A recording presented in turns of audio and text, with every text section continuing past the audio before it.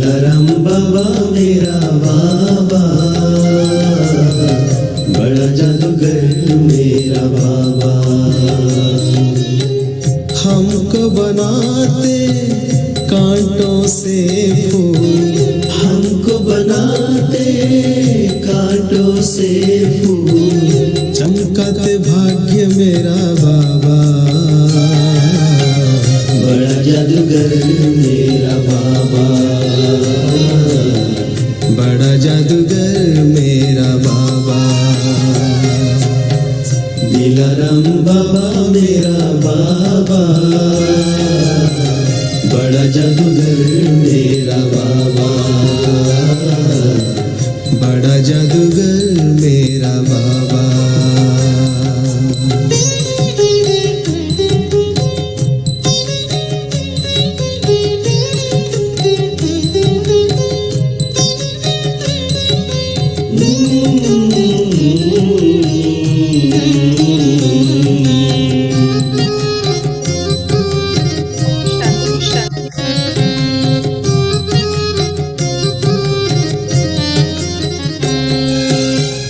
ज्ञान के बल से हर एक पल को 6:30 से 7:30 बजे तक हैं बाबा।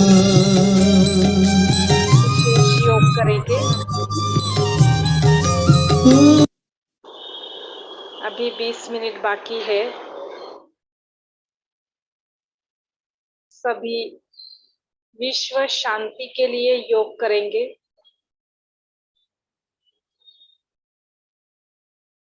ओम शांति।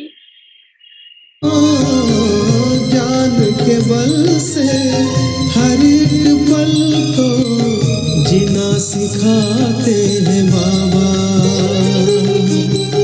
अपने ही संग से स्नेह मन से हर रिश्ता बनाते हैं बाबा। मन बना कुंदन चिंतन चंदन, मन बना कुंदन चिंतन चंदन, खुद सा बनाए मेरा बाबा, बड़ा जादूगर मेरा बाबा।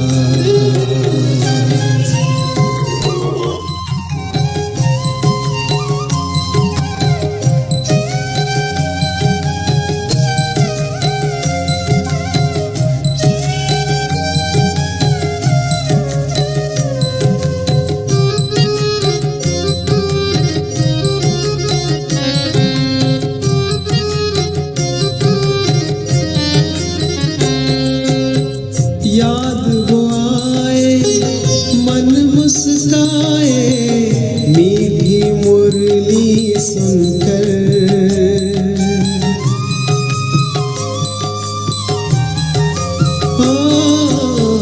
याद वो आए मन मुस्काए, मीठी मुरली सुनकर। पाए वरदान दिल ये कुर्बान, उनका प्यार पाकर। दिली चाहत में ऐसी उल्फत में, दिली चाहत में ऐसी उल्फत में, वाह वाह गाए दिल बाबा, बड़ा जादूगर मेरा बाबा, बड़ा जादूगर मेरा बाबा। दिलाराम बाबा मेरा बाबा।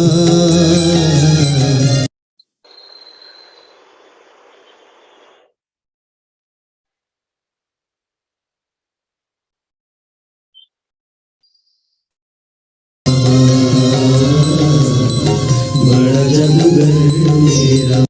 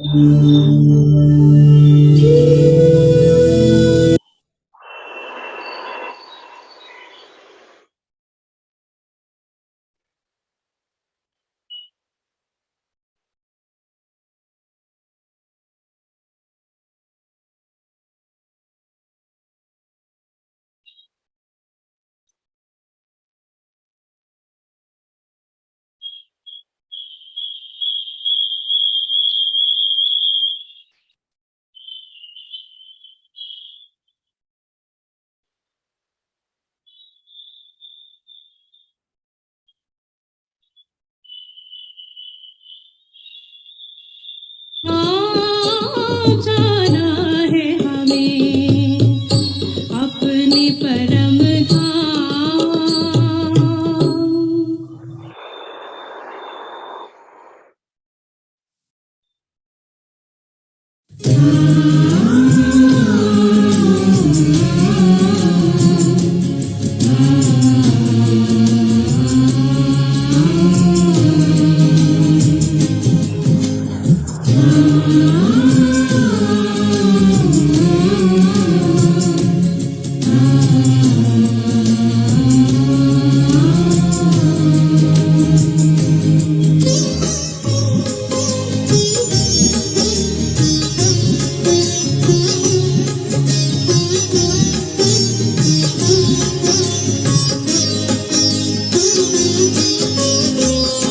मन पंछी तू उड़ जा वतन में, रुत है ये प्रभु मिलने की।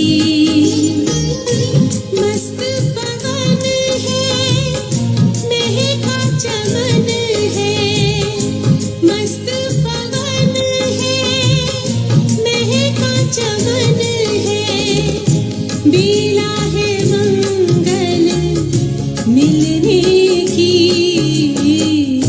मन पंछी तू उड़ जा वतन में, रुक है ये प्रभु मिलने की।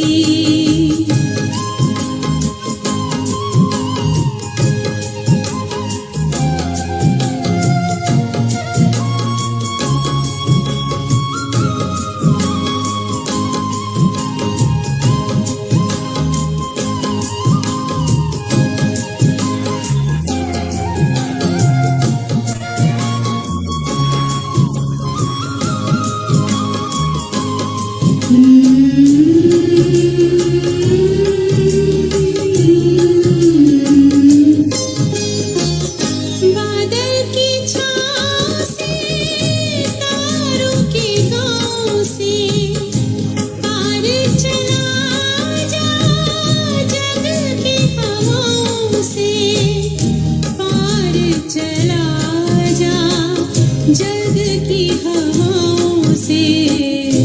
छोड़ के पीछे नील गगन को, ये घड़ी है प्रभु मिलने की। मन पंछी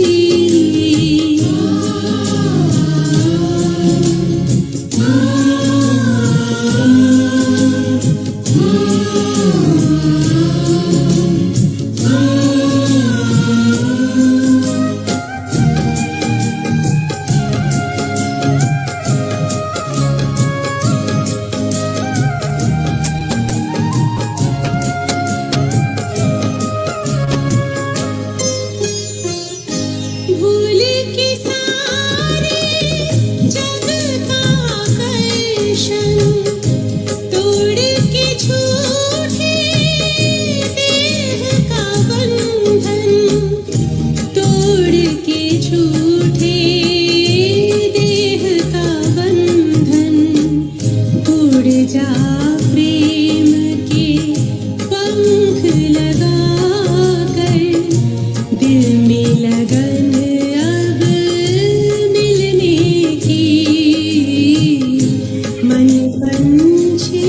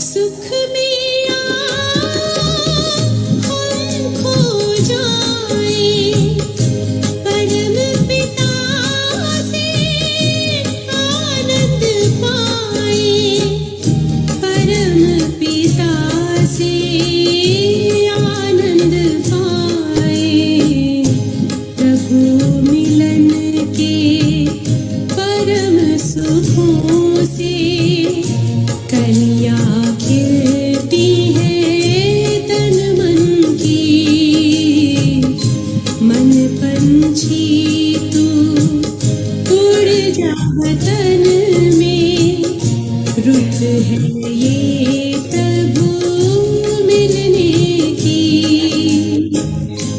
मस्त पवन है महका चमन है, मस्त पवन है महका चमन है, बेला है मंगल मिलने की। मन पंछी तू उड़ जा वतन में, रुत है ये प्रभु मिलने की। मन पंछी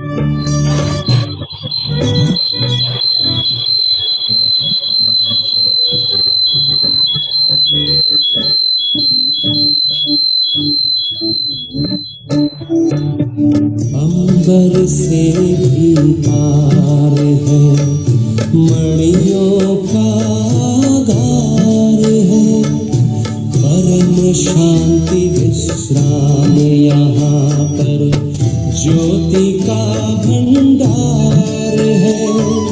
परमानंद सुधा नैनों से वसुधा पर छलकाए, पास तेरे उड़ आए। जी करता है बाबा हम पास तेरे उड़ आए, पास तेरे उड़ आए। जो पिंजरे से उड़कर पंछी नील गगन में जाए, पास तेरे उड़ आए। जी करता है बाबा हम पास तेरे उड़ आए, पास तेरे उड़ आए।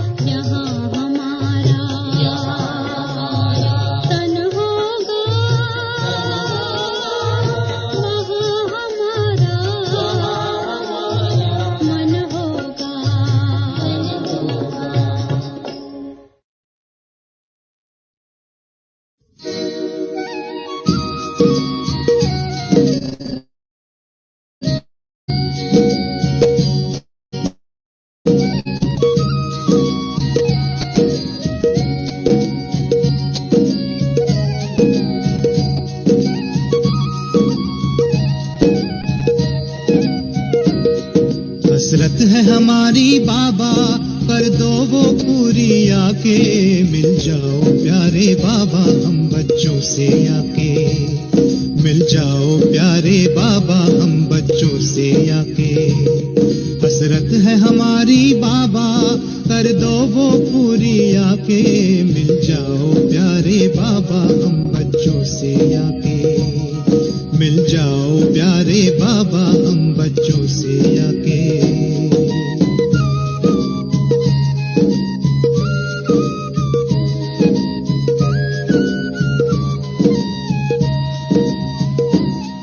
अंबर पे आंख उठाए, मन तो उड़ा ही जाए, संग लूटे तू लुटाए, दिव्य चितवन से नस नस को भर दे आज के, मिल जाओ प्यारे बाबा हम बच्चों से आके, मिल जाओ प्यारे बाबा हम बच्चों से।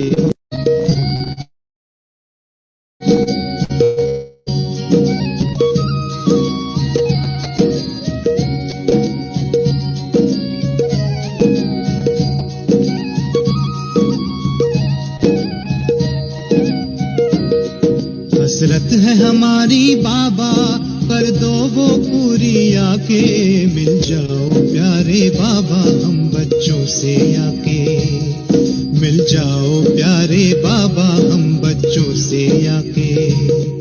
हसरत है हमारी बाबा, कर दो वो पूरी आके, मिल जाओ प्यारे बाबा हम बच्चों से आके, मिल जाओ प्यारे बाबा हम बच्चों से आके।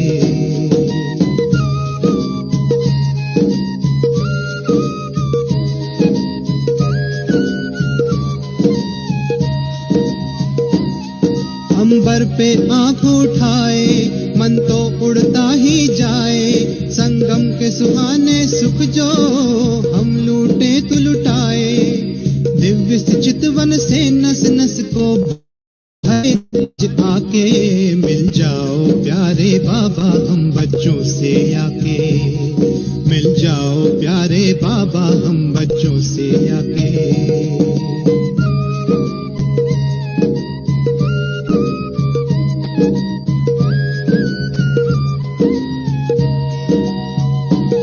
तू जो धरा पे पधारे, गुल खिल जाते हैं न्यारे, गुलशन तो महक जाए, तू जो इसे सवारे, हर गुल में भरते बाबा तू खुशबू स्वर्गिक सी आके, मिल जाओ प्यारे बाबा हम बच्चों से आके, मिल जाओ प्यारे बाबा हम बच्चों से आके। हसरत है हमारी बाबा, कर दो वो पूरी आके, मिल जाओ प्यारे बाबा हम बच्चों से आके, मिल जाओ प्यारे बाबा हम बच्चों से आके।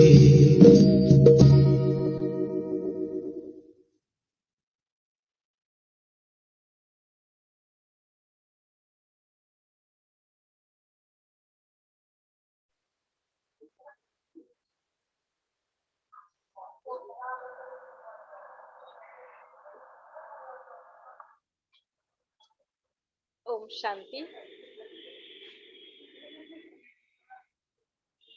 अव्यक्त वाणीच्या या शृंखलेमध्ये आज आपण 25 जानेवारी 1970 ची अव्यक्त वाणी ऐकणार आहोत। यादगार कायम करने की विधि। यादगार कायम करने की विधि। 25 जानेवारी 1970। आपल्या विश्वविद्यालयाचे मुख्य 4 विषय आहेत: ज्ञान, योग, धारणा आणि सेवा। या सर्व सब्जेक्ट्सच्या द्वारे आपण आपली अव्यक्त स्थिती बनवण्याचा प्रयत्न करतो। तर अव्यक्त स्थिती हा आपला मुख्य विषय आहे। बाबा आज हे स्पष्ट करतायत की अव्यक्त स्थिती हा आपला मुख्य विषय आहे. व्यक्त मध्ये राहत असताना, कर्म करत असताना सुद्धा आपली अव्यक्त स्थिती असली पाहिजे. आणि याच विषयामध्ये आपल्याला पास व्हायचं आहे. कोणत्या विषयामध्ये? अव्यक्त स्थिती बनवण्याच्या विषयामध्ये आपल्याला पास व्हायचं आहे. कारण हाच आपला मुख्य सब्जेक्ट आहे, मुख्य विषय आहे. त्यानंतर बाबा सांगतायत, जेव्हा रस्ता क्लिअर असतो तेव्हा फास्ट चालून आपलं जे लक्ष आहे तिथपर्यंत पोहोचता येतं. तर पुरुषार्थामध्ये सुद्धा ज्या काही अडचणी आहेत त्या अडचणींना समाप्त करून आपली लाईन क्लिअर करणं, याच विधीने अव्यक्त स्थितीची प्राप्ती होते. कोणती विधी आहे? पुरुषार्थामधील समस्यांना समाप्त करणं आणि पुरुषार्थाची लाईन क्लिअर करणं ही अव्यक्त स्थिती बनवण्याची विधी आहे. कारण बाबा सांगतात की लाईन जर क्लिअर असेल तरच आपण फास्ट जाऊ शकतो आणि आपलं जे लक्ष्य आहे ते आपण प्राप्त करू शकतो. त्यानंतर बाबा सांगतायत की मधुबन मध्ये येऊन कोणत्या ना कोणता गुण किंवा विशेषता हे सर्वांना देणं, हेच यादगार कायम करणं आहे. यादगार म्हणजे आठवण किंवा प्रतीक. तर इथं यादगार आठवण या अर्थाने वापरलेला शब्द आहे. तर मधुबन मध्ये गेल्यानंतर आपल्या गुणांचं दान देणं म्हणजे आपलं यादगार कायम करणं आहे. मधुबनला जायचं कशासाठी? तर आपलं यादगार कायम करण्यासाठी. यासाठी बाबा सांगतायत की आपण आपल्या गुणांचं दान सर्वांना द्यायचं आहे. याचा अर्थ आपण गुणयुक्त व्यवहार सर्वांशी करायचा आहे. त्यानंतर बाबा सांगतायत, मधुबन मधून विशेष आपल्याला कोणती आत्मिक सौगात घेऊन यायचं आहे? तर विशेष स्नेहाची सौगात मधुबन मधून इकडे येताना भरभरून घेऊन यायची आहे. बाबा सांगतात की हा स्नेह आत्मिक किंवा ईश्वरीय स्नेह आहे आणि या स्नेहाने पत्थर सुद्धा पाणी बनू शकतो. म्हणजे कितीही कडक स्वभाव संस्कारांची आत्मा असली तरी सुद्धा ती आत्मा पाण्यासमान बनू शकते, अर्थात सॉफ्ट होऊ शकते किंवा बाबांची ती संतान बनू शकते. त्यानंतर बाबा सांगतात की नेहमी बाबा म्हणतात की एखादी परिस्थिती आली किंवा काही आलं तर जंप मारा. बाबा सांगतायत की जंप मारणं म्हणजे काय? तर अनेक गोष्टींना परिवर्तन करणं एका सेकंदामध्ये, म्हणजेच जंप लगाना. समजा एखाद्या सिच्युएशन मध्ये आपल्याला राग आला तर आपल्या मनाला आपण पूर्णपणे शांत स्वरूप बनवणं एका सेकंदामध्ये, म्हणजेच जंप लगाना. तर बाबा जंप हा शब्द स्वपरिवर्तनासाठी वापरतायत. त्यानंतर बाबा सांगतायत, बाबांचे जे गुण आहेत ते आपण आपल्यामध्ये धारण करणं हा आपल्या स्नेहाचा फर्ज आहे, म्हणजे आपल्या स्नेहाचं कर्तव्य आहे. बाबांकडून आपल्याला स्नेह मिळालेला आहे, तर आपलं कर्तव्य काय आहे? बाबांचे गुण आपल्यामध्ये धारण करणं हे आपलं कर्तव्य आहे. बाबा सांगतात की हेच लक्ष आपल्याला ठेवायचं आहे, सर्व गुण संपन्न बनण्याचं. त्यानंतर बाबा सांगतायत की आपण आत्म्यालाच पाहायचं आहे. कुठल्याही व्यक्तीला पाहत असताना कुणाला पाहायचंय? आत्म्याला पाहायचंय. शरीराला पाहत पाहत तर आपण थकून गेलेलो आहोत, म्हणून आता आत्म्याला पाहायचं आहे. शरीराला पाहत पाहत काय मिळालं? तर दुःखच मिळालं. आता आत्मा समजून आत्म्याला पाहायचं आहे. त्यानंतर बाबा सांगतायत, जेव्हा आत्मा आत्म्याला पाहते तेव्हा काय होतं? मनाला राहत मिळते. राहत अर्थात आराम मिळतो. शरीराला पाहिल्यानंतर दुःख मिळतं, पण आत्म्याला पाहिल्यानंतर आपल्या मनाला आराम मिळतो. बाबा सांगतायत, तुम्ही शूरवीर आहात. तर शूरवीरची निशाणी काय असते?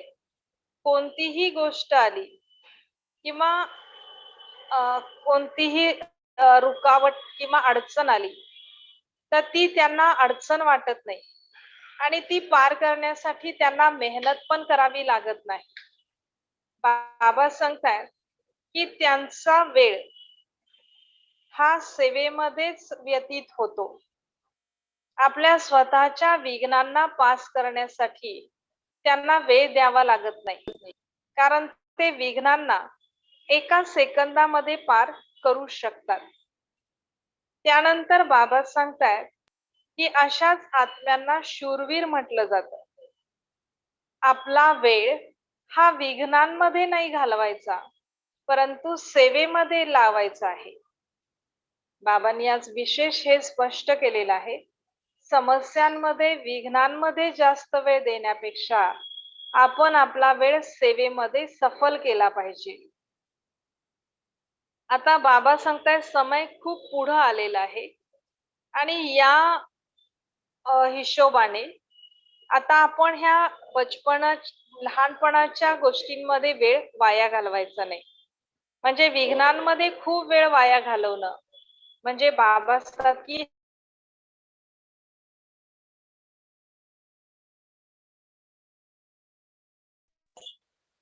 त्यानंतर बाबा सांगतायत की आता आपल्याला बहादूर बनायचं आहे.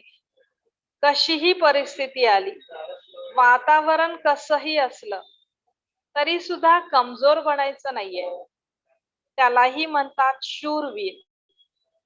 बाबांनी या शूरवीरची व्याख्या सांगितली. शूरवीर अर्थात एका सेकंदामध्ये विघ्नांना पार करणारा आणि त्याचबरोबर कोणत्याही परिस्थितीमध्ये कमजोर न बनणारा म्हणजे शूरवीर आहे असं बाबा सांगतात. जसं एखादा शारीरिकदृष्ट्या कमजोर असेल तर त्याच्यावर वातावरणाचा लगेच परिणाम होतो, परंतु शक्तिशाली असेल तर वातावरणाचा परिणाम होणार नाही. त्याच पद्धतीने बाबा सांगतात की आत्मा जर शक्तिशाली असेल तर वातावरणाचा परिणाम होणार नाही. वातावरण ही रचना आहे आणि आपण रचयिता आहोत. तर नेहमी या रचयिताच्या स्मृतीमध्ये आपल्याला राहायचं आहे. त्यानंतर बाबा सांगतात की हा आपला यज्ञ आहे आणि यज्ञामध्ये आहुतीला विशेष महत्व असतं. तर आता आपल्याला संपूर्ण आहुती टाकायची वेळ आलेली आहे. पुरुषार्थामध्ये अलबेला म्हणजेच पुरुषार्थामध्ये चालढकल करून चालणार नाही. बाबा सांगतायत की देण्यामध्ये जर संपूर्णता असेल तर घेण्यामध्ये आपण संपूर्ण घेऊ शकणार आहे. बरेच जण देण्याचा विचार करत नाही, पण घेण्याचा विचार पूर्णपणे करतात. आपल्याला यज्ञामध्ये पूर्ण आहुती पण द्यायची आहे आणि बाबांकडून संपूर्ण वरसाही घ्यायचा आहे. बाबा सांगतात देण्यामध्येही संपूर्णता आणि घेण्यामध्येही संपूर्णता.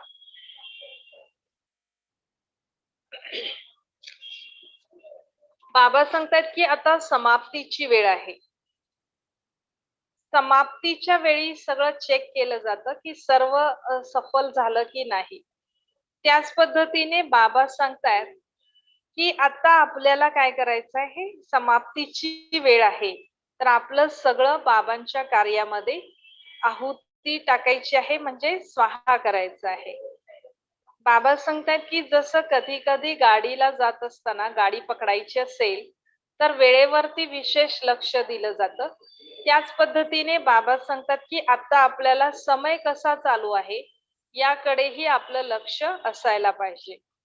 निश्चय असेल तर विजय निश्चित आहे. निश्चय बुद्धी विजयंती. निश्चयी जे आत्मे आहेत त्यांचा विजय तर कल्पपूर्वी पण झालेला होता आणि आताही होणार आहे. बाबा सांगतात की आता वर्तमान परिस्थितीमध्ये आपल्याला समयाचाही सहयोग आहे आणि परिस्थितींचाही सहयोग आहे. परिस्थिती आता आपल्याला सहयोगी बनलेल्या आहेत. कारण पूर्वी तर बाबा सांगतात की ज्ञानाच्या आधारे सर्वांच्या मनामध्ये वैराग्य यायचं, पण आता ह्या सगळ्या परिस्थितींना बघून आपोआपच सर्वांच्या मनामध्ये वैराग्य येत आहे. अर्थात या परिस्थितीही आपल्याला सहयोगी बनत आहेत. त्यानंतर बाबा सांगतायत की अंतिम परीक्षा सुरू झाल्यानंतर अभ्यास करणं अवघड होईल.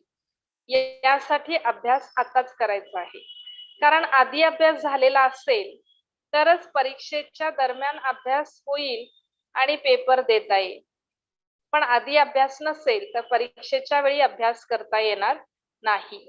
थोड्याच दिवसांनी फायनल पेपर सुरू होणार आहे आणि म्हणून बाबा सांगतात की आताच अभ्यास करा.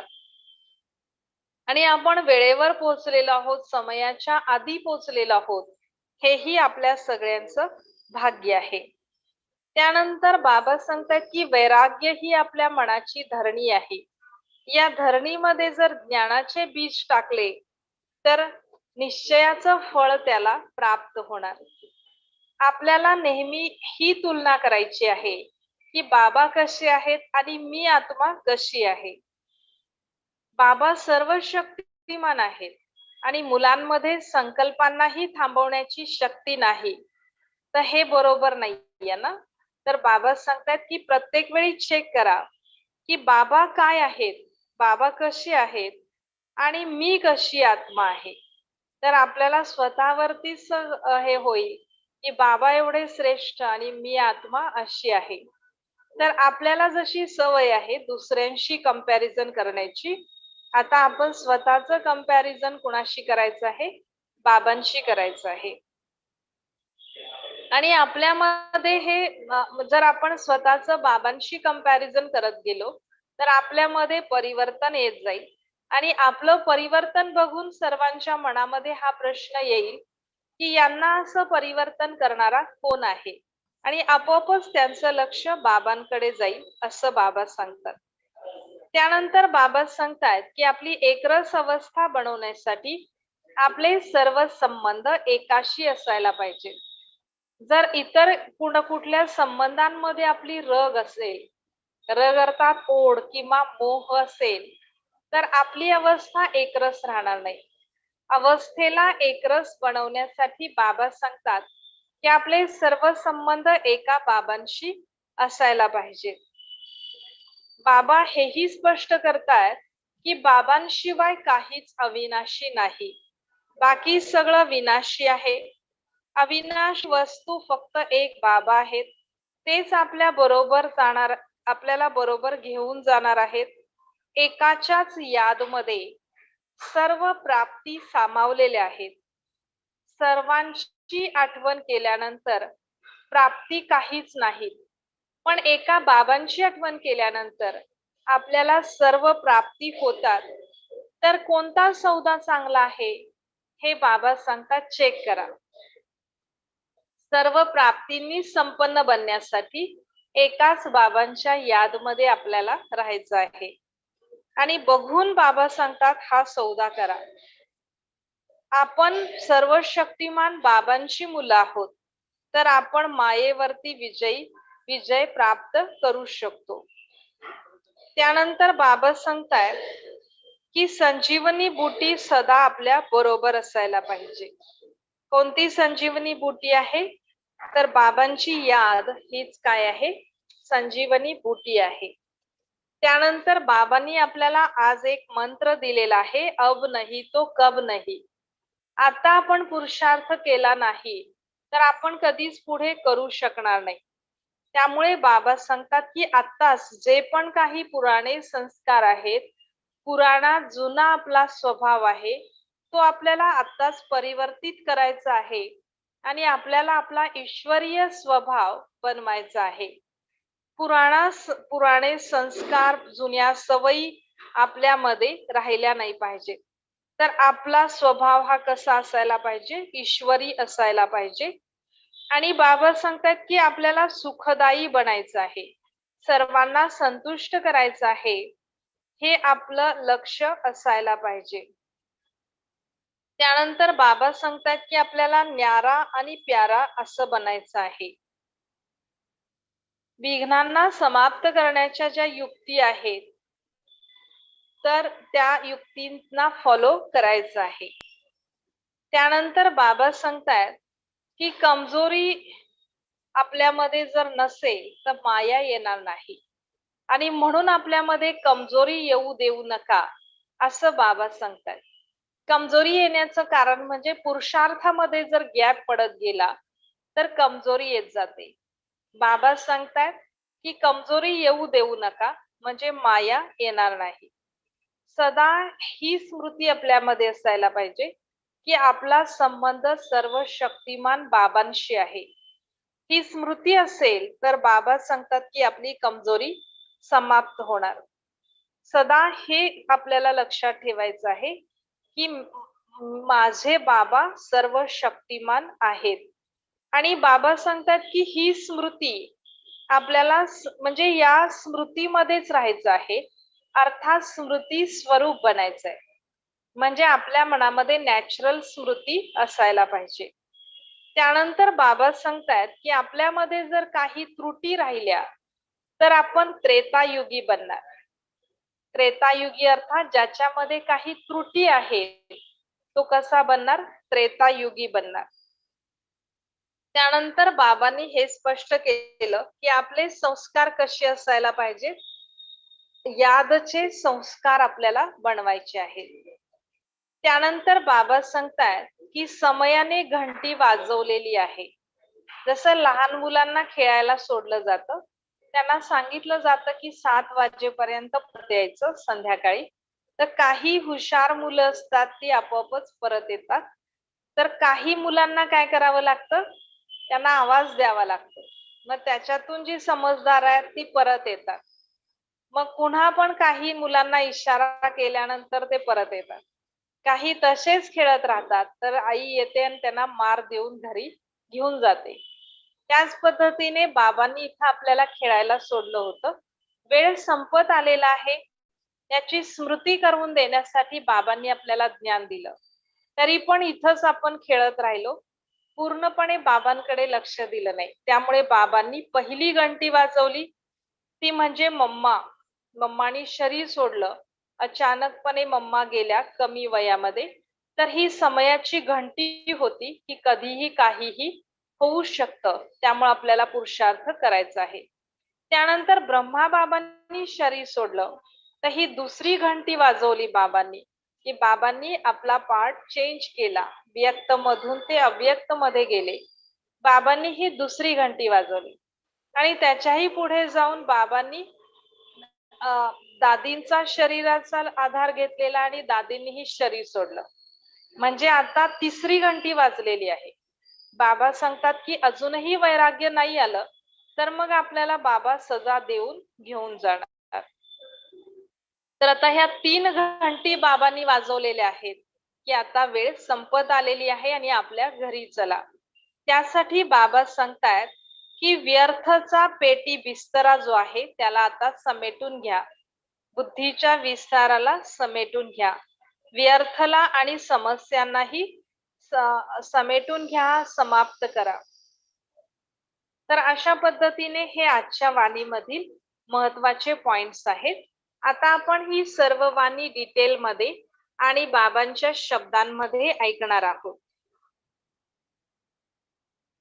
यादगार कायम करने की विधि. यादगार कायम करने की विधि 25 जानेवारी 1970. अव्यक्त स्थिति ही मुख्य सब्जेक्ट है। बाबा ने पहले ही पहला वाक्य उच्चारण किया आते ही, अव्यक्त स्थिति ही मुख्य सब्जेक्ट है। व्यक्त में रहते, कर्म करते भी अव्यक्त स्थिति रहे। इन सब्जेक्ट में ही पास होना है, इस सब्जेक्ट में ही पास होना है। कौन सा सब्जेक्ट? अव्यक्त स्थिति का सब्जेक्ट। अपनी बुद्धि की लाइन को क्लियर रखना है। जब रास्ता क्लियर होता है तो जल्दी जल्दी दौड़कर मंजिल पर पहुंचना होता है। पुरुषार्थ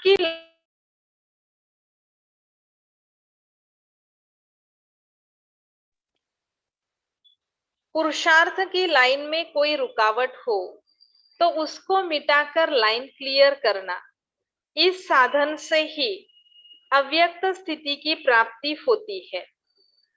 बाबा कहते हैं, पुरुषार्थ की लाइन में कोई रुकावट हो तो उसको मिटाकर लाइन क्लियर करना, इस साधन से ही अव्यक्त स्थिति की प्राप्ती होती है। पुरुषार्थाच्या लाईन मध्ये काही अडथळे असतील तर त्याला समाप्त करून लाईन क्लियर करणं, याच विधीच्या आधारे अव्यक्त स्थितीची प्राप्ती होते। म्हणजे अव्यक्त स्थिती बनवण्यासाठी आपली लाइन क्लियर करणं आवश्यक है। मधुबन में आकर कोई न कोई विशेष गुण सभी को देना, यही यादगार है। वह तो हो गया जड़ यादगार, लेकिन यह अपने गुण की याद देना, यह है चैतन्य यादगार, जो सदैव याद करते रहते। बाबा कहते हैं, चैतन्य यादगार अर्थात गुण की याद देते रहना, जो सदैव याद करते रहते। माना समझो हम किसी को कोई वस्तु गिफ्ट में देते हैं तो उसको हमारी याद आती है, वो हो गई स्थूल यादगार। लेकिन अगर हम किसी से शांति से प्यार से व्यवहार करते हैं, माना हमने उसको शांति और आत्मिक प्यार की गिफ्ट दे दी, तो वो हो गई चैतन्य यादगार। बाबा कहते हैं, जहां भी जाओ चैतन्य यादगार कायम करो।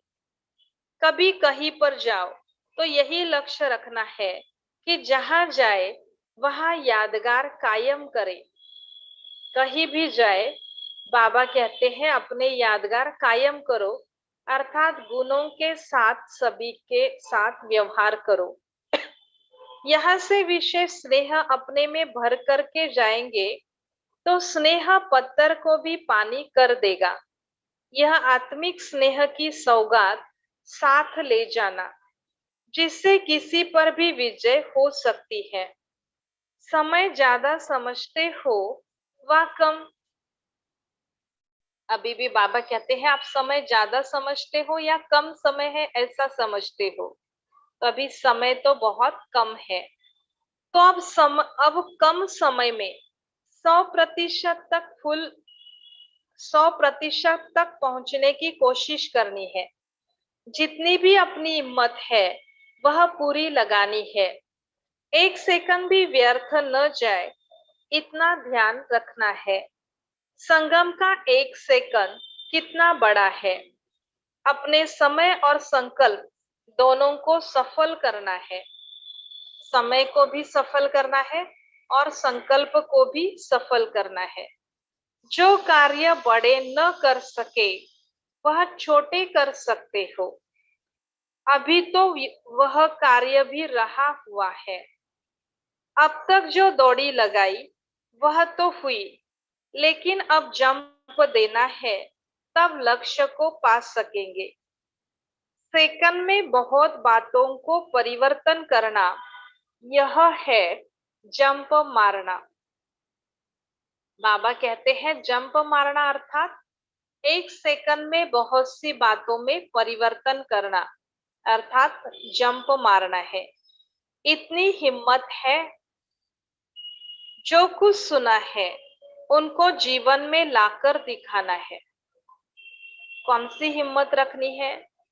बाबा से जो कुछ भी सुना है उसको जीवन में लाकर दिखाना है। जिसके साथ स्नेह रखा जाता है उन जैसा बनने का होता है। बाबा कहते हैं जिसके साथ स्नेह होता है उन जैसा बनने का होता है। तो हमारा स्नेह बाप दादा से है, तो क्या करना है, उसके रिटर्न में बाप दादा के समान बनना है। तो जो भी बाप दादा के गुण है वह खुद में धारण करना, यही स्नेह का फर्ज है। फर्ज माना कर्तव्य है। बाबा इतना स्नेह दे रहे हैं तो हमारा भी कोई कर्तव्य होगा ना। तो बाबा का कर्तव्य क्या, हमारा कर्तव्य क्या है? बाबा के गुण अपने में धारण करना। जो बाप की श्रेष्ठता है उसको अपने में धारण करना है, यह है स्नेह। एक भी विशेषता में कमी न रहे। जब सर्वगुण अपने में धारण करेंगे तब भविष्य में सर्वगुण संपन्न देवता बनेंगे। यही लक्ष्य रखना है कि सर्वगुण संपन्न बने। बाप के गुण सामने रख अपने को चेक करो कि कहाँ तक है। कम परसेंटेज भी न हो, परसेंटेज भी संपूर्ण हो, तब वहां भी संबंध में नजदीक आ सकेंगे। यहाँ ब्रह्मा बाबा के समान 100% होंगे तो वहां सतयुग में ब्रह्मा बाबा के साथ हमारा जन्म होगा, माना श्री कृष्ण के साथ जन्म होगा। अब रूह को ही देखना है। किसको देखना है? रूह को, माना आत्मा को। जिस्म को बहुत देख देख कर थक गए हो। शरीर को देखते देखते बाबा कहते हैं अभी थक गए हो, इसलिए अब रूह को ही देखना है। इसको देखना है? आत्मा को।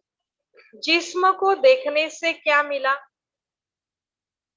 दुखी ही बने। अब रूह को देखता है तो राहत मिलती है। आत्मा समझकर आत्मा को देखेंगे तो आत्मा को आराम मिलेगा। शूरवीर होना, शूरवीर की निशानी क्या होती है?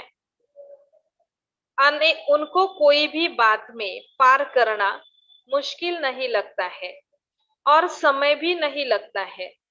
उनका समय सिवाय सेवा के अपने विघ्नों आदि को हटाने में नहीं जाता है। इसको कहा जाता है शूरवीर। शूरवीर अर्थात उसका समय सिर्फ सेवा में ही जाता है, अपने ही विघ्नों को हटाने में नहीं जाता। अपना समय अपने विघ्नों में नहीं लेकिन सेवा में लगाना चाहिए। बाबा कहते हैं अपना समय अपने विघ्नों में नहीं लेकिन सेवा में लगाना चाहिए, क्योंकि सेवा करने से विघ्न हट जाएंगे। कई सोचते हैं विघ्नों को पार करने के बाद सेवा करेंगे, लेकिन बाबा कहते हैं सेवा करते जाएंगे तो विघ्न हटते जाएंगे। अपना समय अपने विघ्नों में नहीं लेकिन सेवा में लगाना चाहिए। अब तो समय बहुत आगे बढ़ गया है, इस हिसाब से अब तक वह बातें बचपन की है। विघ्नों में समय लगाना, बाबा कहते हैं ये बचपन की बातें हैं। छोटे बच्चे नाजुक होते हैं, बड़े बहादुर होते हैं, तो पुरुषार्थ में बचपना न हो, ऐसा बहादुर होना चाहिए। कैसी भी परिस्थिति हो, क्या भी हो, वायुमंडल कैसा भी हो, लेकिन कमजोर न बने, इसको शूरवीर कहा जाता है। शूरवीर अर्थात बाबा कहते हैं विघ्नों में समय न जाए, और दूसरा बाबा कहते हैं कि परिस्थिति कैसी भी हो, वायुमंडल कैसा भी हो, लेकिन उसमें भी कमजोर न बने, उसको कहा जाता है शूरवीर। शारीरिक कमजोरी होती है तो भी असर हो जाता है, मौसम वायु आदि का असर होता है। तंदुरुस्त को असर नहीं होता है। जैसे आजकल कहते हैं ना इम्यूनिटी कम है तो कोरोना का असर हो जाता है, ऐसे ही बाबा कहते हैं कि अगर आत्मा शक्तिशाली है तो कमजोर वायुमंडल का असर नहीं होगा। तो यह भी वायुमंडल का असर नाजुक को होता है। वायुमंडल कोई रचयिता नहीं है, वह तो रचना है। रचयिता ऊंचा व रचयिता ऊंचा ना, तो फिर रचयिता रचना के अधीन क्यों? अब शूरवीर बनने का अपना स्मृति दिवस याद रखना, यह स्मृति भूलना नहीं। ऐसा नक्शा बनकर जाओ जो आपके नक्शे में बाप को देखे। अपने को संपूर्णता का नक्शा दिखाना है। हिम्मत है तो मदद जरूर मिल जाएगी। अब यह समझते हो कि यहाँ आकर ढीलेपन में तेज आई है। अभी पुरुषार्थ में ढीले नहीं बनना है। संपूर्ण हक लेने के लिए संपूर्ण आहुति भी देनी है।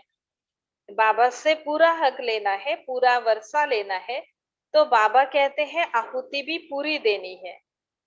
कोई भी यज्ञ रचा जाता है तो वह संपूर्ण सफल कैसे होता, जबकि आहुति डाली जाती है। अगर आहुति कम होगी तो यज्ञ सफल नहीं हो सकता। यहाँ भी हर एक को यह देखना है कि आहुति डाली है, जरा भी आहुति की कमी रह गई तो संपूर्ण सफलता नहीं होगी। जितना और इतना का हिसाब है, जितनी आहुति डालेंगे उतना फल मिलेगा। हिसाब करने में धर्मराज भी है। कौन हिसाब करेगा? धर्मराज भी साथ में है बाबा के हिसाब किताब करने में। माना धर्मराज बाबा का अकाउंटेंट भी है, वो भी साथ में हिसाब करेगा, आहुति कितनी डाली है और उसका रिटर्न कितना देना है। उनसे कोई भी हिसाब रह नहीं सकता। इसलिए जो कुछ भी आहुति में देना है वह संपूर्ण देना है और फिर संपूर्ण लेना है। देने में संपूर्णता नहीं तो लेने में भी नहीं होगी। जितना देंगे उतना ही लेंगे। जब मालूम भी पड़ गया कि सफलता किसमें है, फिर भी सफल न करेंगे तो क्या होगा? कमी रह जाएगी।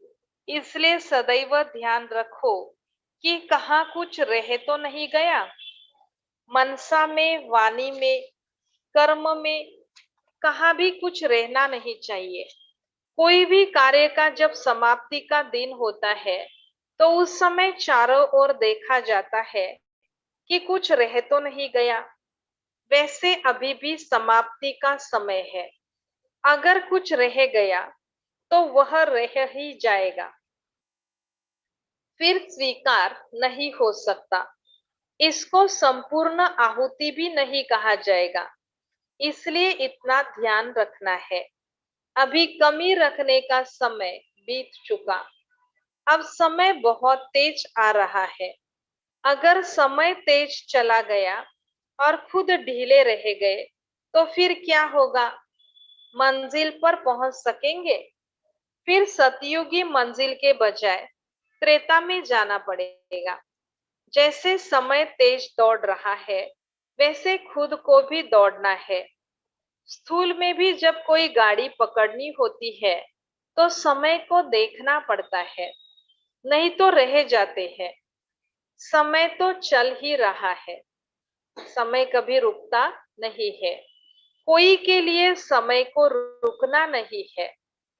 अब ढीले चलने के दिन गए, दौड़ने के भी दिन गए, अब है जंप लगाने के दिन। कोई भी बात की कमी फील होती है तो उसको 1 सेकंड में परिवर्तन में लाना, इसको कहा जाता है जंप। देखने में ऊंचा आता है लेकिन है बहुत सहज। सिर्फ निश्चय और हिम्मत चाहिए। निश्चय वालों की विजय तो कल्प पहले भी हुई थी, वह अभी भी हुई पड़ी है। जिनका निश्चय है उनकी विजय कल्प पहले भी हुई थी और अभी भी होगी। इतना पक्का अपने को बनाना है। सेकंड सेकंड मन, वाणी और कर्म को देखना है। बाप दादा को यह देखना कोई मुश्किल नहीं है। देखने के लिए अब कोई आधार लेने की आवश्यकता नहीं है, कहां से भी देख सकते हैं। पुराणों से नए में और ही उमंग होता है कि हम करके दिखाएंगे। ऐसे तीव्र स्टूडेंट्स भी हैं, नए ही कमाल कर सकते हैं, क्योंकि उनको समय भी स्पष्ट देखने में आ रहा है। समय का भी सहयोग है, परिस्थितियों का भी सहयोग है। परिस्थितियां भी अब दिखला रही है कि पुरुषार्थ कैसे करना है। जब परीक्षाएं शुरू हो गई तो फिर पुरुषार्थ नहीं कर सकेंगे। फाइनल परीक्षाएं शुरू हो जाएंगी तो बाबा कहते हैं पुरुषार्थ नहीं कर सकेंगे। फिर फाइनल पेपर शुरू हो जाएगा, पेपर के पहले पहुंच गए हो। अब यह भी अपना सौभाग्य समझना जो ठीक समय पर पहुंच गए हो, पेपर देने के लिए दाखिल हो सके हो। पेपर शुरू हो जाता है, फिर गेट बंद हो जाता है। शुरू में जो आए उनको वैराग्य दिलाया जाता था, आजकल की परिस्थितियां ही वैराग्य दिलाती है। पहले ज्ञान के आधार से वैराग्य दिलाया जाता था, अभी बाबा कहते हैं ये परिस्थितियां ही क्या कर रही है, वैराग्य दिला रही है। आप लोग की धरनी बनने में देरी नहीं है। सिर्फ ज्ञान के निश्चय का पक्का बीज डालेंगे और फल तैयार हो जाएगा। यह ऐसा बीज है जो बहुत जल्दी फल दे सकता है। बीज पावरफुल है, बाकी पालना करना, देखभाल करना आपका काम है। बाप सर्वशक्तिमान और बच्चों को संकल्पों को रोकने की भी शक्ति नहीं। बाबा कहते हैं कि बाबा कौन है, सर्वशक्तिमान है और बच्चों को अपने खुद के व्यर्थ संकल्पों को रोकने की भी शक्ति नहीं है। बाप सृष्टि को बदलते हैं और बच्चे अपने को भी नहीं बदल सकते हैं। बाबा का काम है सृष्टि को बदलना और हमारा काम है अपने आप को बदलना। हम तो ये सोच के बैठ रहे हैं कि हमें दूसरों को बदलना है, लेकिन बाबा कहते हैं आपको खुद को ही बदलना है। यही सोचो कि बाप क्या है और हम क्या है, तो अपने ऊपर खुद ही शर्म आएगा। अपनी चलन को परिवर्तन में लाना है, वाणी से इतना नहीं समझेंगे। परिवर्तन देख खुद ही पूछेंगे कि आपको ऐसा बनाने वाला कौन है। बाबा कहते हैं कि ज्ञान सुनाने से इतना नहीं समझेंगे, लेकिन अपना परिवर्तन देख के परिवर्तन हो जाएंगे। कोई बदलकर दिखाता है तो न चाहते हुए भी उनसे पूछते हैं क्या हुआ, कैसे किया, तो आपकी भी चलन को देख खुद खींचेंगे। यह तो निमित्त सेवा केंद्र है, मुख्य केंद्र तो सभी का एक ही है। ये अलग अलग सेवा केंद्र बाबा कहते हैं निमित्त मात्र है, लेकिन मुख्य केंद्र एक ही है। कौन सा है मुख्य केंद्र? परम धाम। ऐसे बेहद की दृष्टि में रहते हो ना, मुख्य केंद्र से ही सभी का कनेक्शन है, सभी आत्माओं का उनसे कनेक्शन है, संबंध है। एक से संबंध रहता है तो अवस्था भी एक रस रहती है। अगर और कहा संबंध की रख जाती है तो एक रस अवस्था नहीं रहेगी। तो एक रस अवस्था बनाने के लिए सिवाय एक के और कुछ भी देखते हुए न देखो। यह जो कुछ देखते हो वह कोई वस्तु रहने वाली नहीं है, साथ रहने वाली अविनाशी वस्तु यह एक बाप ही है। एक की ही याद में सर्व प्राप्ति हो सकती है और सर्व की याद से कुछ भी प्राप्ति न हो। बाबा कहते हैं एक की ही याद में सर्व प्राप्ति हो सकती है। एक बाबा को याद करेंगे तो सर्व प्राप्तियों से संपन्न बन जाएंगे, और सर्व की याद में रहेंगे तो कुछ भी प्राप्ति नहीं हो सकती। तो कौन सा सौदा अच्छा है, बाबा के साथ संबंध जोड़ने का या सर्व के साथ संबंध जोड़ने का? नेचुरली सभी क्या कहेंगे, बाबा के साथ संबंध जोड़ना ये सौदा सबसे अच्छा है। देखभाल कर सौदा किया जाता है या कहने पर किया जाता है? किसी के कहने पर कोई सौदा नहीं करता है, खुद जांच पड़ताल करके सौदा करता है। यह भी समझ मिली है कि यह माया सदैव के लिए विदाई लेने थोड़ा समय मुखड़ा दिखलाती है। अब विदाई लेने आती है, हार खिलाने नहीं।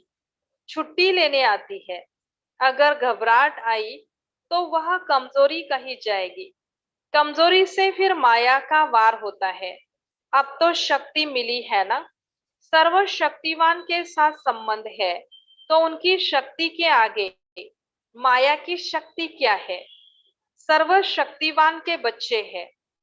यह नशा नहीं भूलना चाहिए। भूलने से ही फिर माया वार करती है। बेहोश नहीं होना है। होशियार जो होते हैं वह होश रखते हैं। आजकल डाकू लोग भी कोई कोई चीज से बेहोश कर देते हैं, तो माया भी ऐसा करती है।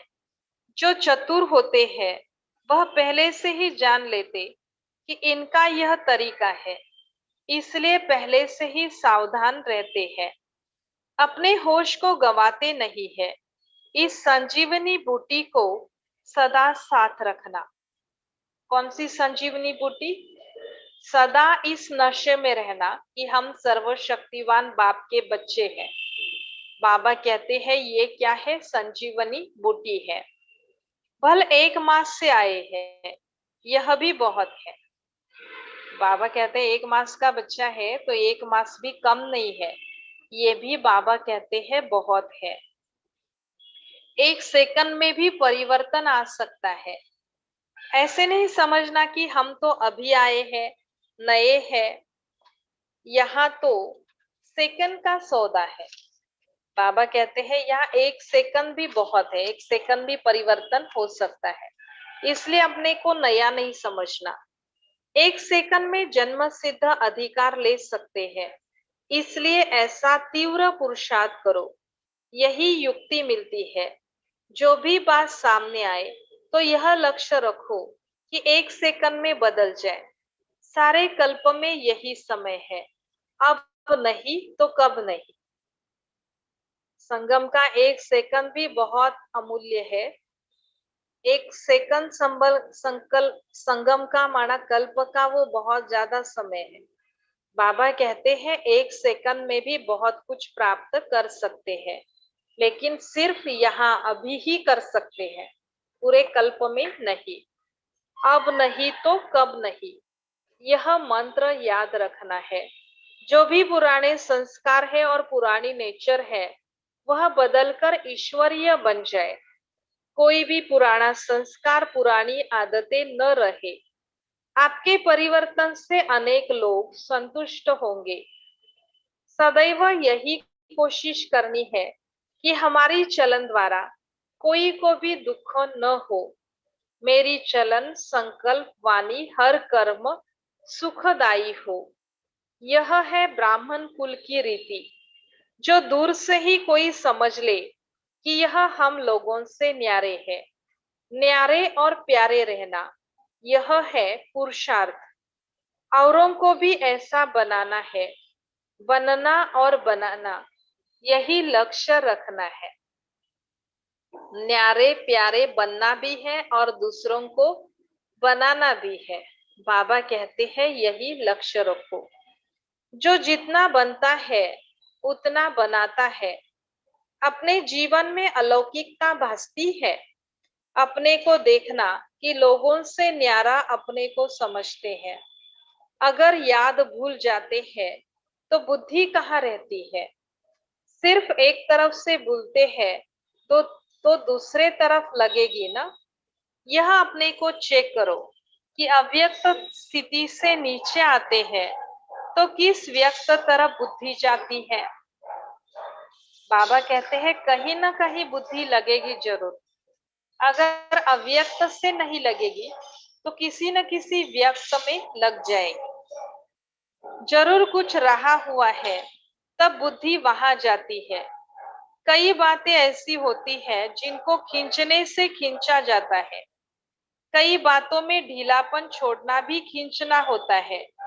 पतंग को ऊंचा उड़ाने के लिए ढीला छोड़ना पड़ता है।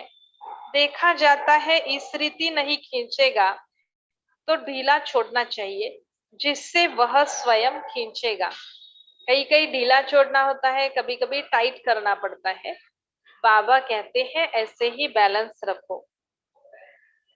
विघ्नों को मिटाने की युक्तियां अगर सदैव याद है तो पुरुषार्थ में ढीले नहीं होंगे। युक्तियां भूल जाते हैं तो पुरुषार्थ में ढीलापन हो जाता है। बाबा कहते हैं विघ्नों को समाप्त करने की युक्तियों को सदा सामने रखो। सदा सामने रखेंगे तो पुरुषार्थ होता रहेगा। युक्तियां स्मृति में नहीं है तो क्या होगा? विघ्नों में फंस जाएंगे और पुरुषार्थ नहीं होगा। एक एक बात के लिए कितनी युक्तियां मिली हुई है। एक एक विघ्न के लिए, एक एक समस्या के लिए, एक एक कमजोरी के लिए बाबा ने कितनी सारी युक्तियां समझाई हुई है। बाबा कहते हैं एक एक युक्ति को आप अपनाओ। प्राप्ति कितनी बड़ी है और रास्ता कितना सरल है, जो अनेक जन्म पुरुषार्थ करने पर भी कोई नहीं पा सकते। वह एक जन्म के भी कुछ घड़ियों में प्राप्त कर रहे हो। इतना नशा रहता है ना। इच्छा मात्रम अविद्या, ऐसी अवस्था प्राप्त करने का तरीका बताया। ऐसी ऊंची नॉलेज और कितनी महीन है। जीवन में इतना ऊंचा लक्ष्य कोई रख नहीं सकता कि मैं देवता बन सकता हूं। बाहर वालों के कितने बड़े बड़े लक्ष्य हैं, लेकिन किसी का भी देवता बनने का लक्ष्य नहीं है। तो हमारा लक्ष्य सबसे ऊंचा है। यह कब सोचा था कि हम ही देवता थे?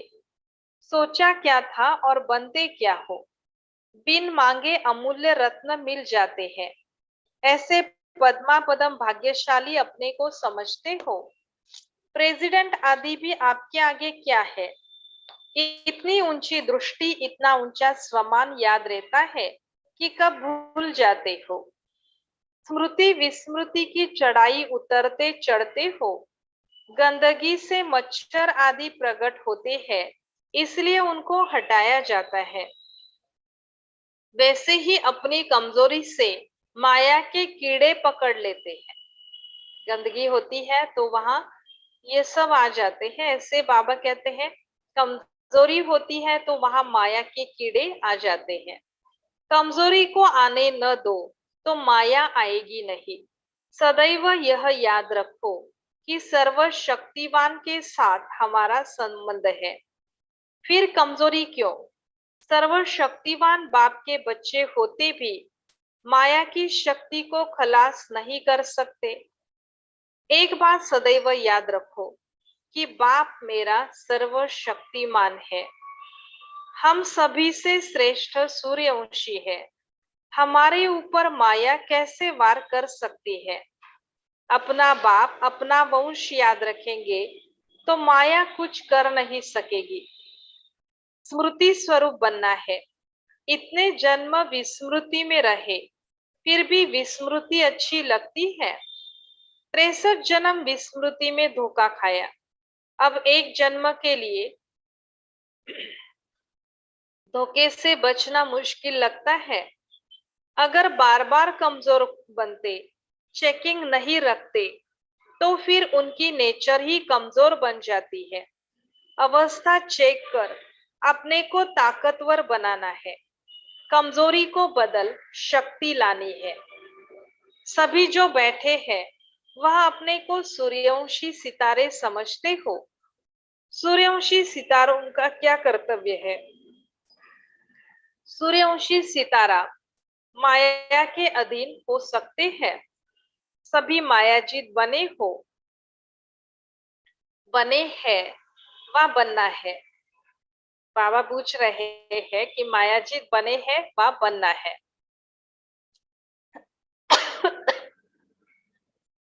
मायाजीत का टाइटल अपने ऊपर धारण किया है। युगल में भी एक कहते कि मायाजीत बन रहे हैं और एक कहते हैं कि बन गए हैं। एक ही पढ़ाई, एक ही पढ़ाने वाला, फिर भी कोई विजयी बन गए हैं, कोई बन रहे हैं। यह फर्क क्यों? अगर अब तक भी त्रुटियां रहेंगी तो त्रुटियों वाले त्रेता युग के बन जाएंगे और जो पुरुषार्थी है वह सतयुग के बनेंगे। पहले से ही पूरा अभ्यास होगा तो वह अभ्यास मदद देगा। अगर ऐसा ही अभ्यास रहा, कभी विस्मृति कभी स्मृति, तो अंत समय भी विस्मृति हो सकती है। जो बहुत समय के संस्कार होते हैं वही अंत की स्थिति रहती है। लौकिक रीति से जब कोई शरीर छोड़ते हैं, अगर कोई संस्कार दृढ़ होता है खान पान व पहनने आदि का, तो पिछाड़ी समय भी वह संस्कार सामने आता है। इसलिए अभी से लेकर सदैव स्मृति के संस्कार भरो, तो अंत में यही यादगार बनेंगे, विजयी बनेंगे। स्टूडेंट बहुत समय से पढ़ाई ठीक नहीं पढ़ते हैं तो पेपर ठीक नहीं दे सकते। बहुत समय का अभ्यास चाहिए। इसलिए अब ये विस्मृति के अथवा हार खाने के संस्कार मिट जाने चाहिए। अभी वह समय गया, क्योंकि साकार रूप में संपूर्णता का सबूत देखा। साकार संपूर्णता को प्राप्त कर चुके, फिर आप कब बनेंगे? समय की घंटी बज चुकी है। फिर भी घंटी बजने के बाद अगर पुरुषार्थ करेंगे तो क्या होगा? बन सकेंगे? पहली सीटी बज चुकी है, दूसरी भी बज गई। पहली सीटी थी साकार में माँ की, दूसरी बजी साकार रूप की, अब तीसरी सीटी बजनी है। 2 सीटी होती है तैयार करने की और तीसरी होती है सवार हो जाने की। 2 घंटी इतलाव की होती है, तीसरी इतलाव की नहीं होती है। 2 सीटी किस लिए बजाई जाती है? तैयारी के लिए या अलर्ट करने के लिए। तीसरी सीटी चलने के लिए। तीसरी होती है सवार हो जाने के लिए। तीसरी में जो रह गया सो रह गया। इतना थोड़ा समय है, फिर क्या करना चाहिए? अगर तीसरी सीटी पर संस्कारों को समेटना शुरू करेंगे तो फिर रह जाएंगे। सुनाया था ना कि पेटी बिस्तरा कौन सा है? व्यर्थ संकल्पों रूपी बिस्तरा और अनेक समस्याओं रूपी पेटी दोनों ही बंद करनी है। पेटी कौन सी है? समस्याओं की। और बिस्तरा कौन सा है? व्यर्थ संकल्पों का। दोनों को अब बंद करना है। जब दोनों ही समेटकर तैयार होंगे तब जा सकेंगे। अगर कुछ रह गया तो बुद्धियोग जरूर उस तरफ जाएगा, फिर सवार हो न सके, अर्थात विजयी नहीं बन सकेंगे। अब इसे क्या करना पड़े? कब कर लेंगे? यह कब शब्द को निकाल दो, अब शब्द को धारण करो। कब कर लेंगे? धीरे धीरे करेंगे। ऐसे सोचने वाले दूर ही रह जाएंगे। ऐसा समय अब पहुंच गया है, इसलिए बाप दादा सुना देते हैं, फिर कोई उल्हना न दे। समय का भी आधार रखना है। अगर समय के आधार पर ठहरे तो प्राप्ति कुछ नहीं होगी। समय के पहले बदलने से अपने किए का फल मिलेगा। जो करेगा वह पाएगा। समय प्रमाण किया, वह तो समय की कमाल हुई। अपनी मेहनत करनी है। बाप का बच्चों पर स्नेह होता है, तो स्नेह की निशानी है संपूर्ण बनना। चल तो रहे हैं, लेकिन स्पीड को भी देखना है। अभी संपूर्णता का ही लक्ष्य रखना है, तब संपूर्ण राज्य में आएंगे। कोई कमी रह गई तो संपूर्ण राज्य नहीं पाएंगे। जितनी प्रजा ज्यादा बनाएंगे उतना नजदीक में आएंगे। दूर वाले तो दूर ही देखने आएंगे, नजदीक वाले हर कार्य में साथ रहेंगे। नंबर 1 शक्तियां है वह पांडव है। दूसरे को आगे बढ़ाना, यह भी खुद आगे बढ़ना है। आगे बढ़ाने वाले का नाम तो होगा ना। बीच बीच में चेकिंग भी चाहिए। हर कार्य करने के पहले और बाद में चेकिंग करते रहो। जब कार्य शुरू करते हो तो देखो उसी स्थिति में रहे कार्य शुरू कर रहा हूं। फिर बीच में भी चेकिंग करते रहो, कितना समय याद रही। कार्य के शुरू में चेकिंग करने से वह कार्य भी सफल होगा और स्थिति भी एक रस रहेगी। सिर्फ रात को चार्ट चेक करते तो सारा दिन तो ऐसे ही बीत जाता है, लेकिन हर कर्म के हर घंटे में चेकिंग चाहिए। बाबा कहते हैं चेकिंग सिर्फ रात को करनी है, ऐसे नहीं है, लेकिन कर्म करते हुए हर घंटे के अंत में चेकिंग करनी चाहिए। अंत में रात को ही करने से क्या होता है, तो अंत में रात को ही करने से बाबा कहते हैं सारा दिन फिर ऐसा ही बीत जाता है। इसलिए हर घंटे के अंत में 1 मिनट चेकिंग करनी चाहिए। अभ्यास बढ़ जाता है तो फिर वह अभ्यास अविनाशी हो जाता है। हिम्मत रखने से फिर सहज हो जाएगा। मुश्किल सोचेंगे तो मुश्किल फील होगा। अपने पुरुषार्थ को कब तेज करेंगे, अभी समय ही कहाँ है। सारे कल्प की तकदीर इस घड़ी बनानी है, ऐसे ध्यान देकर चलना है। सारे कल्प की तकदीर बनने का समय अब है। इस समय को अमूल्य समझकर प्रयोग करो, तब संपूर्ण बनेंगे। 1 सेकंड में पद्मों की कमाई करनी है। 1 सेकंड गवाया गोया पद्मों की कमाई गवाई। अटेंशन इतना रखेंगे तो विजयी बनेंगे। 1 सेकंड भी व्यर्थ नहीं गवाना है। संगम का 1 सेकंड भी बहुत बड़ा है। 1 सेकंड में ही क्या से क्या बन सकते हो, इतना हिसाब रखना है। अच्छा, ओम शांति। तो बाबा ने आज पूरा किन बातों के ऊपर समझाया? बाबा ने समझाया सबसे मुख्य सब्जेक्ट है अव्यक्त स्थिति बनाना। अपना यादगार हर स्थान पर कायम करना है। उसमें भी विशेष बाबा ने कहा मधुबन में, तो उसके लिए बाबा कहते हैं मधुबन में जाते हो तो अपने गुणों का विशेष सहयोग देना है सभी को। और बाबा ने विशेष कहा है स्नेह की सौगात साथ लेकर जाना है। बाबा ने कहा कि शरीर को देखने से दुखी हुए, थक गए, अब आत्मा आत्मा को देखे तो दिल को राहत मिलेगी। वायुमंडल रचना है और हम रचयिता है, तो वायुमंडल का असर हमारे ऊपर न हो।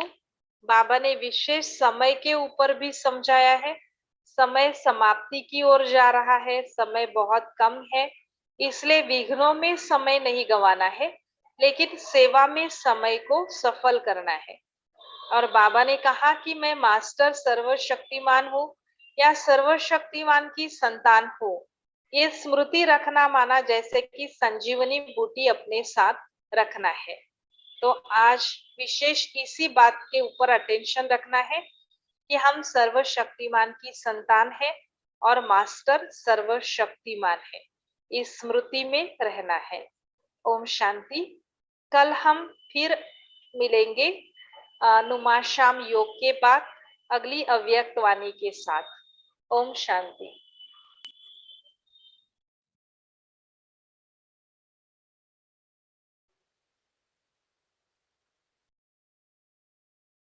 सुखों का सार देता है तुम्हारा प्यार हो बाबा, सुखों का सार देता है। तुम्हारी याद में खुशियों का सब संसार मिलता है।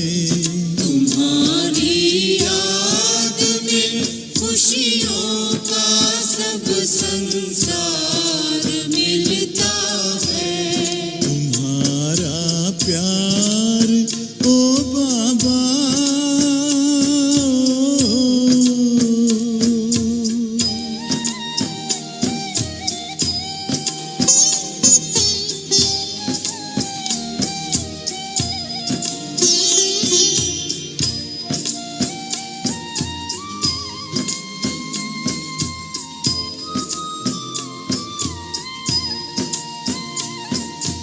तेरे हाथ में जिसने हाथ अपना दे दिया बाबा,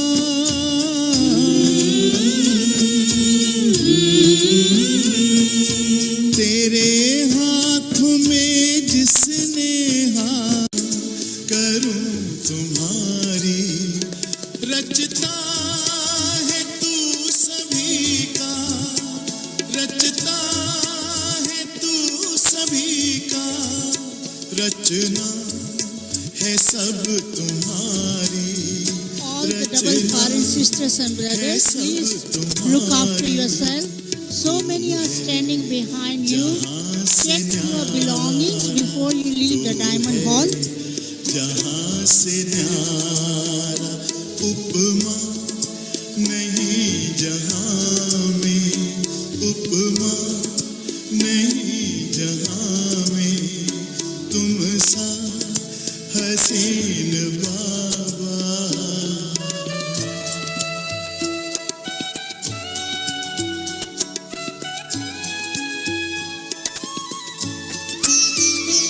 नजरें पड़ी जो तुम पर, नजरें पड़ी जो तुम पर, हटने का नाम ना ले, हटने का नाम ना ले।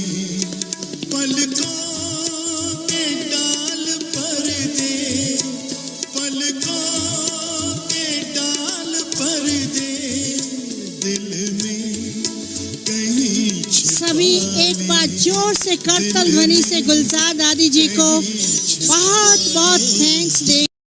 प्यारे बाबा से मिलाया, वरदानों से झोली भरपूर की। शांतिवन के संजय भाई अब इसके बाद गीत सुधांशु कुमार, जो छोटा सुधांशु कुमार है, मंच पर आके कविता सुनाएंगे। हाँ खुशहाल कर दिया हो बाबा, आपने कमाल कर दिया, हमारे बाबा आपने कमाल कर दिया।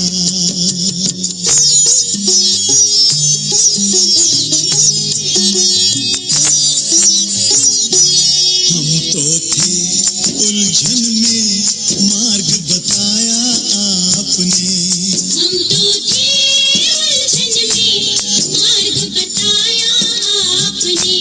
हम तो थे गफलत में, आके जगाया आपने, हम तो थे गफलत में, आके जगाया आपने। आपकी मीठी दृष्टि ने हमको निहाल कर दिया, हाँ निहाल कर दिया हो बाबा, आपने कमाल कर दिया, हमारे बाबा ओ प्यारे बाबा, आपने कमाल कर दिया।